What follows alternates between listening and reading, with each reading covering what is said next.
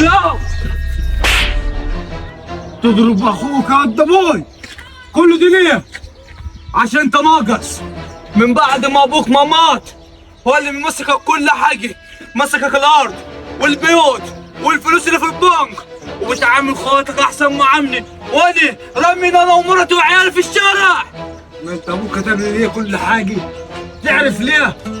انت عقاطي مالكش عازه في الدنيا. الا ابوي عارف بيعمل ايه؟ بيدي واحد ورثه لواحد راجل بيزودهم له، مش ياخدهم يتعاقد بهم ويبيع له املاكه كله. عرفت ليه يا انت ابوي؟ طب دقيقه يجي مصطفى ويشوف الحوار دي معاه وانا اروح اجيبه دلوقتي. اقول لك على حاجه يا انت ابوي، ضربه القلم دي عمره ما هنساها. روح يلا تضربني بالقلم ماشي. صوتك علي ليه؟ صدع علي الا اخوك اسلام ماسك كل حاجه من بعد ما ابوك ما مات وراضيش يديني فلوس وبيديكم انت. لما كان اخوك الكبير قاعد اخوك الكبير الثاني بتتكلم بوطي صوتك، سامع ولا لا؟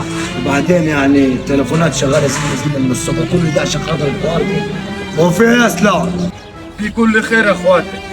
اخوك هو مخش على طول ضربني بالقلم بيقول لي قال عايز ورث اللي اديهوله دي. ورث؟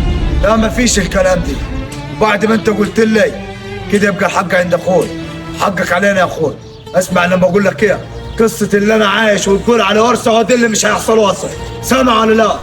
انا راجل سايبكم البيت عشان البيت صغير وعاوز ورثك عشان قاعد بشقه بالايجار عشان اعرف اوكل مرتي وعيالي. اسمع يا اياك تتكلم على الورث واخواتك الكبار موجودين، سامع ولا لا؟ بعد كده هم ما وكلوكش بحاجه، فلوسك وكله قاعد مشغلينهم لك، ولو عطوك الفلوس انت هتضيعها، انت عقاطي ماشي معك شمامين.